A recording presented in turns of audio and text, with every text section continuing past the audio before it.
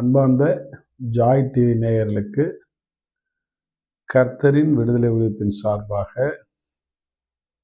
அன்பின் நல்வாழ்த்துக்களை தெரிவித்துக் கொள்கிறேன். வேதத்தை அறிந்து விடுதலை பெறு என்ற நிகழ்ச்சியிலே உங்களை யாவரையும் சந்திப்பதிலே நான் மிக்க மகிழ்ச்சி அடைகிறேன். நாம் மத்தேயு எழுதின சுவிசேஷம் 1ஆம் அதிகாரத்திலிருந்து 14ஆம் அதிகாரம் முடிய கடந்த வாரத்திலே நாம் தியானித்து வரோம்.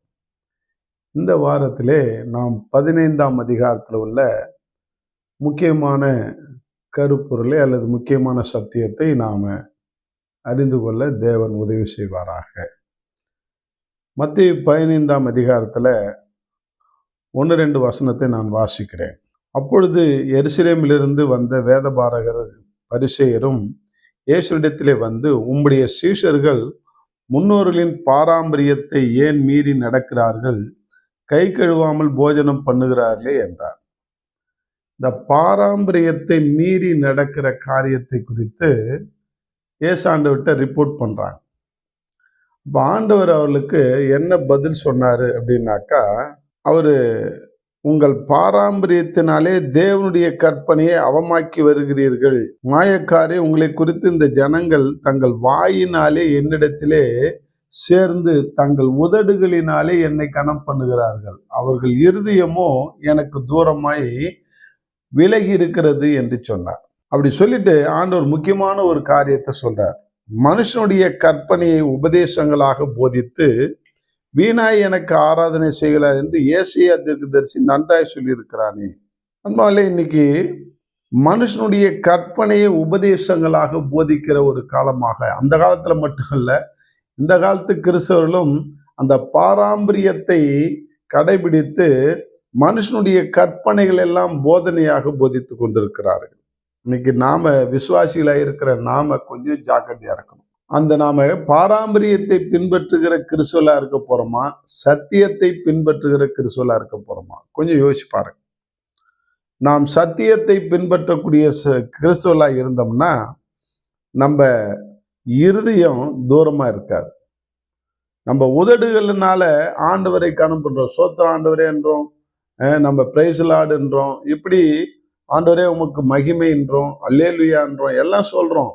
ஆனா இருதயம் நமக்கு ஆண்டவரை விட்டு தூரமா இருக்குன்னா என்ன அர்த்தம்னா, ஆண்டுடைய வசனத்தை விட்டு தூரமா இருக்கிற அந்த மறைபொருளை தான் அங்க சொல்றாரு, இருதயமோ தூரமா இருக்கிறது என்று.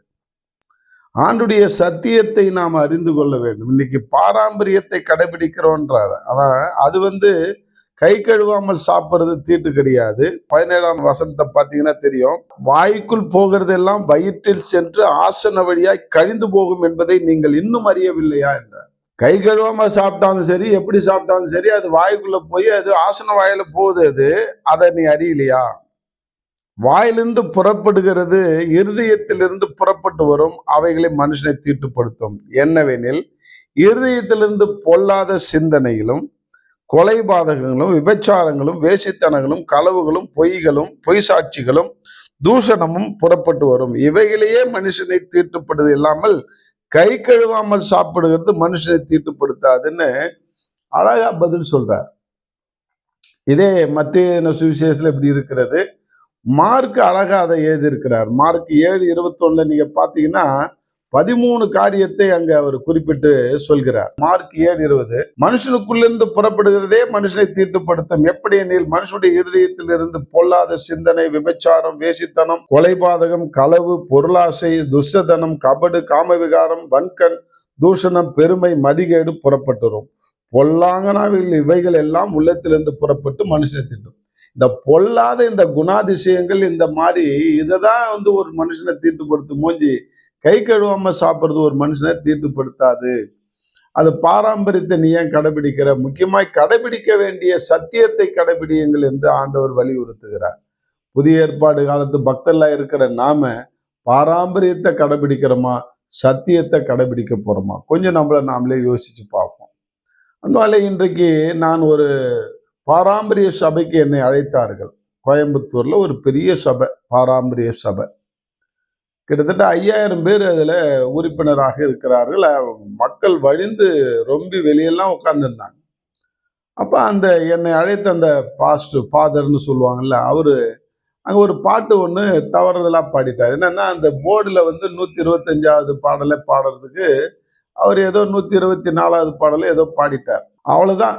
எனக்கு முன்னாடி உட்கார்ந்திருந்த ஒரு மூப்பர், வயசானவர், ஒரு 80 வயசு இருக்கும்.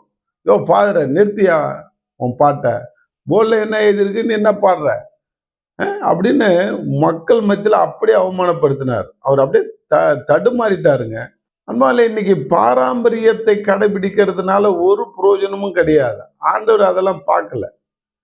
ஆனால் ஆண்டவர் உன் உள்ளத்தை தான் பார்க்கிறார். நீ எப்படி இருக்கிற, நீ எப்படியாக நீ ஆண்டவரை ஆராதிக்கிற, அதுதான் முழு உள்ளத்தோடு முழு இருதயத்தோடு உண்மையா ஆராதிக்கிறா, உதட்டளவில் ஆராதிக்கிறியா? அன்பாலே, நான் அதை தப்பு அவரு அதாவது தவறுதலா பாடும்போது அதை என்ன செய்யணும், ஏற்றுக்கொள்ளணும். ஆனா அதை வந்து தடுத்து பாடிட்டு இருக்கும் போதே தடுத்து அந்த பாரம்பரியத்தை மீறன்னு சொல்லி அவரை அசிங்கப்படுத்துவது உண்மையிலே அது நாகரிகமா என்று தெரியவில்லை.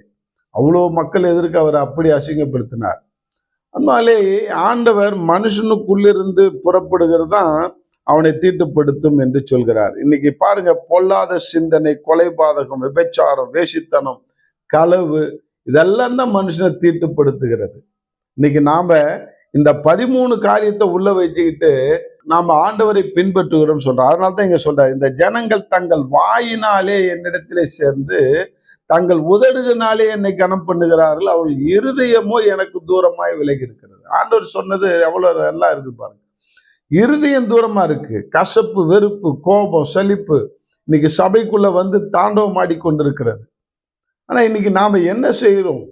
அன்பாலே, நீங்க பாரம்பரிய பக்தியை உரியவன் என்று சொல்லி நம்ம மார்த்தட்டோம். நான் ரட்சிக்கப்பட்டு 30 வருஷம் ஆகுதுன்றோம். ஒரு பொறுமை கிடையாது, ஒரு சகிப்புத்தன்மை கிடையாது. அடுத்தவர்கள் மேல நம்ம அனாவசியமா குற்றம் சாட்டுகிறோம். அன்பாலே, இன்னைக்கு நாம எப்படிப்பட்ட ஒரு சூழ்நிலையில நாம கிறிஸ்துவலாக வாழ்ந்து கொண்டிருக்கிறோம், கொஞ்சம் யோசிச்சு பார்க்கணும். அன்பாலே, இன்றைய நாளிலே நாம ஆண்டவர் நமக்கு சொல்லி கொடுக்கிற சத்தியம் என்னன்னாக்கா, இன்னைக்கு பாரம்பரியத்தை கடைபிடிக்கிற கிறிஸ்தவர்களே சத்தியத்தை கடைபிடிக்கலாய் மாறுவோம். அதனால்தான் ஆண்டவர் சொல்றாரு, மனுஷனுடைய கற்பனைகளை உபதேசங்களாக போதித்து அதை அவர்கள் எனக்கு ஆராதனை போதித்து வீணாய் எனக்கு ஆராதனை செய்கிறார் என்று நன்றாய் சொல்லி இருக்கிறாங்க. அந்த உண்மை அதுதான். மனுஷனுடைய கற்பனையை நம்ம போதித்து அதை சட்டமாக்குகிறோம் சபையிலே. இன்னைக்கு எனக்கு தெரிந்த ஒரு சபையில மருந்து மாத்திரை சாப்பிட்டா பாவத்தை செஞ்ச மாதிரி அவங்க பயங்கரமா அவங்கள வெறுக்கிறார்கள். ஏதோ பெரிய பாவம் செஞ்சிட்ட மாதிரி. மருந்து மாத்திரை சாப்பிட்டு, தலைவலிக்கு மருந்து மாத்திரை, ஜுரத்துக்கு மருந்து மாத்திரை சாப்பிட்டாக்கா பெரிய பாவம்னு சொல்றாங்க. ஆனா அவங்க கண்ணாடி போட்டுக்கிறாங்க. அது என்னன்னு தெரியல. அது மருத்துவ துறையில அப்பாற்பட்டதா என்னன்னு தெரியல. அதனால இன்னைக்கு மருந்து மாத்திரை சாப்பிட்றது எவரோ ஒருத்தர் விசுவாசத்துல சொல்லியிருக்கலாம். நான் வந்து ஜெபம் பண்ணேன், எனக்கு மருந்து மாத்திரை நான் நிறுத்திட்டேன், அதுக்கப்புறம் ஆண்டவர் எனக்கு சுகத்தை கொடுத்தார் என்று சொல்லி இருக்கலாம். ஆனா அந்த காலத்துல அவர் விசுவாசத்துல அவர் அதை செஞ்சாரு. ஆனா அதை வந்து சட்டமாக்கி இன்னைக்கு சபையில அதை எல்லாரும் கடைபிடிக்க வேண்டும் என்று ஒரு சொல்லி அதை போதனையாக போதிக்கிறது தான் அந்த காலத்திலே ஆண்டவர் சொல்லிட்டாரு. இன்னைக்கு திருச்சபைகள் எதை போதனையாக போதித்து கொண்டிருக்கிறது? மனுஷனுடைய கற்பனைகளை போதனையாக போதித்துக் கொண்டிருக்கிறது. அன்பாலே, அவங்களுக்குன்னு ஒவ்வொரு டினாமினேஷனுக்குன்னு ஒரு சட்ட திட்டங்கள், ஒரு கற்பனை, அதை வந்து அவங்க என்ன செய்யறாங்க, சட்டமாக மாத்துகிறார்கள். இன்னைக்கு அதை தான் பிரேக் பண்றாரு. இன்னைக்கு இயேசு கிறிஸ்து இங்க என்ன சொல்றாருன்னா, நீ பாரம்பரியத்தையோ அல்லது மனுஷனுடைய கற்பனையோ அல்லது அதையே சத்தியமாக அதை நீ போதிக்காத. அது கிடையாது சத்தியம். சத்தியம் என் வாயாலிருந்து வந்ததுதான் சத்தியம். இன்னைக்கு உள்ளத்திலிருந்து புறப்பட்டு ஒன்ன நம்மளை தீட்டுப்படுத்துன்னு அறியாமலே நாம அதை செய்து கொண்டிருக்கிறோம். அன்பாவில்லை, அன்பு திருச்சபை மக்களே, நீ எந்த திருச்சபையா கூட இருந்துட்டு போ. ஆனா நாம வி ஆர் கிறிஸ்டியன், நம்ம எல்லாம் கிறிஸ்தவர்கள். இயேசுவை ஃபாலோ பண்றோமா? திருச்சபையினுடைய பாரம்பரியத்தை அன்னைக்கு யூதர்கள் அப்படி செய்தாங்க, அறியாமல செய்தாங்க. இயேசுவை ஏற்றுக்கொள்ளவில்லை, இயேசுவை மேசியா என்று ஏற்றுக்கொள்ளவில்லை. ஆனா அவங்க திருச்சபை சட்டத்தையும் மோசேயினுடைய லாவையும் அவங்க ஃபாலோ பண்ணாங்க. பாரம்பரியத்தை கை கழுவாம சாப்பிடக்கூடாது, இன்னைக்கு அப்படி இப்படின்னு என்னென்னவோ அவங்க முறைமைகள் வைத்து இருந்தார்கள். ஆனால் சத்தியத்தை அவர்கள் அறியவில்லை. அதனால தான் சொல்றாரு அவர், என்ன சொன்னார்னா, உன் தகப்பனையும் தாயையும் கனம் பண்ணுவாயா என்று தகப்பனையாவது தாயாவது நிந்திக்கிறவன் கொல்லப்பட வேண்டும் என்று தேவன் கற்பித்திருக்கிறாரே, நீங்களோ எவனாகிலும் தகப்பனையாவது தாயாவது நோக்கி, நான் உனக்கு செய்யத்தக்க உதவி உண்டோ அதை காணிக்கையாக கொடுத்து விடுகிறேன் என்று சொல்லி தகப்பனையாவது தாயாவது கனம் பண்ணாமல் போனால் அவனுடைய கடமை தீர்ந்து போதித்து உங்கள் பாரம்பரியத்தினாலே தேவனுடைய கற்பனையை அவமாக்கிறீர்கள். அவன் ஆண்டுடைய கற்பனைக்கு அதாவது பைபாஸ் வச்சுட்டு அதன்படி செய்ய ஆரம்பிச்சான். ஒரு உதாரணத்துக்கு நான் சொல்றேன், பலி கொடுக்கணும்னு சொல்லி பாவம் செஞ்சா பலி கொடுக்கணும் அப்படின்னு சொல்லி ஒவ்வொரு பாவத்துக்கு பின்னாடி ஒவ்வொரு பலியை செலுத்தக்கூடிய மோசே லா போட்டிருந்தார், சட்டத்தை திட்டத்தை கொடுத்திருந்தார். அது வீட்டில இருந்து அந்த ஆட்டை பிடிச்சிட்டு போகணும். இவன் ஒரு தவறு பண்ணிட்டான், ஒரு திருடிட்டான்னு வச்சுக்கோ, ஒரு ஆட்டை பலி கொடுக்கணும் அப்படின்னு வச்சுங்க. அந்த ஆட்டை அவன் வீட்டுல இருந்து பிடிச்சிட்டு போய் தேவாலயத்துல போய் விடணும். அப்ப வீட்டுல இருந்து போகக்குள்ளார நிறைய பேர் பார்ப்பாங்க, ஓஹோ அண்ணாச்சி திருடிட்டாரு, அதனாலதான் ஆடு எடுத்துட்டு போறாரு பலி செலுத்த அப்படின்னு நினைச்சுப்பான். அப்ப அது வெக்கப்பட்டு அவன் வேதனைப்பட்டு திருந்தணும் தான் அந்த காரியத்தை செய்ய சொன்னார். பலியே முக்கியம்னு சொல்ல, இவனுடைய பாவத்தை போய் அந்த ஆட்டுக்குட்டி தலையில கையை வச்சு சொல்லிட்டு ஆசாரியன் அதை ரத்தத்தை சிந்தி அதை பள்ளிப்பீடத்துல போய் தெளிக்கிறது ஒரு காரியமாக ஆண்டவர் பலி செலுத்துன்னு சொன்னார். ஏன்? அவன் தெருவில் பிடிச்சிட்டு அந்த ஆட்டை எடுத்துட்டு போனாக்கா இவனை 4 பேர் திருடன்னு நினைச்சு அவன் அதுல மனம் திரும்பி அவன் என்ன செய்வான், அந்த பாவத்தை விட்டுருவான்னு நினைச்சிட்டு ஆண்டவர் பலி செலுத்துனா இவன் அதுல ஒரு குறுக்கு வழியை கண்டுபிடிச்சு நம்ம வீட்ல இருந்து எடுத்துட்டு போய் ஆட்டை வெட்டினாதான் வெட்டணுமா, தேவாலயத்திலே வாங்கி அப்படியே வெட்டுவோன்னு சொல்லி தேவாலயத்துல வாங்கி நான் ஒரு ஆட்டை எடுத்துட்டு போனாக்கா திருடிட்டேன்னு அர்த்தம். 2 ஆட்டை எடுத்துட்டு போனா ஒரு விபச்சார பாவத்துல விழுந்துட்டான்னு அர்த்தம்னு வச்சுக்கலேன். அவன் என்ன செஞ்சான், 2 ஆடோ 3 ஆடோ அங்க வாங்கி அதை வெட்டிட்டு அப்படியே வர்றது. இப்ப இந்த ஆசாரிகள் என்ன செஞ்சாங்கன்னா, இந்த ஆட்டை வெட்டாம நீ போயிட்டு வா, நானு உன் பாவத்தை அறிக்கையிட்டல, நீ போ நாங்க வெட்டிக்கிறோம் அப்படின்னு சொல்லிட்டு அதே ஆட்டை திரும்பி விற்பனைக்கு கொண்டு வந்துடுறாங்க. ஆனால்தான் என் ஜெப வீட்டை கல்லர் குகை ஆக்காதீங்கன்னு சவுக்கு எடுத்து அடிச்சாருன்னு வேதத்துல நம்ம பார்க்கிறோம். அன்பாலே இதெல்லாம் பாரம்பரியங்கள். அவன் ஒரு ஆட்டை 2 பலி இட்டானாக்கா சரியா போயிடுச்சுன்னு நினைச்சிட்டாங்க. பட் அது கிடையாது உண்மை. அதனால்தான் சொல்றாரு, என்னது உங்க பாரம்பரியத்தை தேவனுடைய கற்பனையை அவமாக்கிறீர்கள். ஏன்னா மனுஷனுடைய சட்ட திட்டத்தை எல்லாம் போதனையா போதித்து இன்னைக்கு உண்மையான சத்தியத்தை இன்னைக்கு மழுங்கடிச்சிடறோம், இல்லைன்னா அதை மீறி நடக்கிறோம். அன்பான்லே இன்னைக்கு ஆண்டவர் சொன்ன மெய் சத்தியத்தை நாம் அறிந்து கொள்ள முற்படுவோம். ஆனால் தான் இந்த நிகழ்ச்சியை நாம வேதத்தை அறிந்து விடுதலை பெறு என்று தலைப்பு வைத்திருக்கிறோம். இன்னைக்கு ஒவ்வொரு கிறிஸ்தவனும் வேதத்தை அறிய வேண்டும். அன்பாலே இன்னைக்கு நாம எப்படியாக வேதத்தை படிக்கிறோம், ஆர்வமா படிக்கிறோமா? அன்பாலே இன்னைக்கு பிரியமா இருந்துன்னு சொல்றார். இன்னைக்கு பிரியமா இருந்து வேதத்தை தியானிச்சுன்னா உன் பிரச்சனை தீரும்ன்றார். இன்னைக்கு என் பிரச்சனை அப்படிதான் தீர்ந்ததுங்க. சங்கீதம் 1:1 ஆண்டவர் எனக்கு கற்றுக் கொடுத்தார். சங்கீதம் 1:1 சொல்லுங்கன்னாக்கா எல்லாரும் மனப்பாடமா சொல்லுவாங்க. எல்லாரும் திருச்சபை அப்படியே மனப்பாடமா இருக்கும்.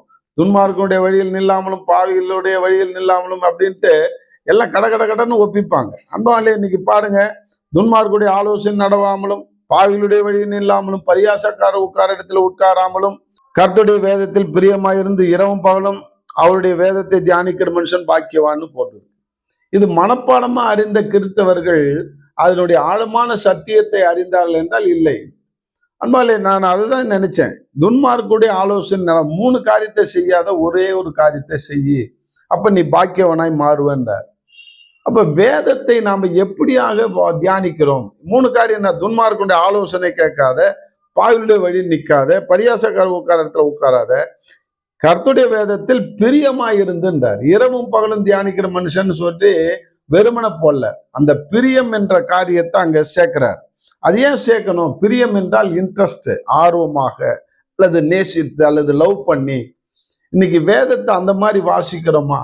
அப்பதாங்க நம்ம சத்தியத்தை அறிய முடியும். அன்பாலே இன்றைக்கு இந்த பகுதியில ஆண்டவர் சொல்றது, மனுஷனுடைய கற்பனையை சத்தியமாய் நம்ம நினைச்சிட்டு அதை ஃபாலோ பண்றோம். ஆண்டவர் சொன்ன சத்தியத்தை நாம நேசித்து அதை வாசிப்பது அல்ல. அன்பாலே இன்னைக்கு எனக்கு சிந்தனைக்கு வர்றது 17ஆம் அதிகாரம் அப்போஸ்தலர் 17ல இன்னைக்கு பெரேயா பட்டணத்து மக்கள்னு ஒரு மக்கள் இருந்தாங்க, நாட்டை சேர்ந்தவங்க. அவங்களுக்கு தெசலோனிக்கே பட்டணத்து மக்கள் தான் அவங்களுக்கு சத்தியத்தை அறிமுகப்படுத்தினாங்க. ஆனா அந்த பெரேயா பட்டணத்து மக்கள் என்ன செஞ்சாங்களாம்? 11ஆம் வசனம் 17, 11 என்ன சொல்லுதுன்னா, அந்த பட்டணத்தார், எந்த பட்டணத்தார்னா பெரேயா பட்டணத்தார் மனோவாஞ்சியாய் வேத வாக்கியம் இப்படி இருக்கிறது என்று ஆராய்ந்து பார்த்தார். அன்பாலே இதே போல நாமும் செய்வோம். கர்த்தர் நம்மை ஆசீர்வதிப்பாராக. ஜெபிப்போம். அன்பின் தகப்பனே, நன்றியோடு துதிக்கிறோம். வேதத்தை அறிந்து விடுதலை பெற நாம ஒப்பு கொடுக்கிறோம். இயேசு கிறிஸ்து நாமத்தான் ஜெபிக்கிறேன் சொல்ல தகப்பனே. ஆமென்.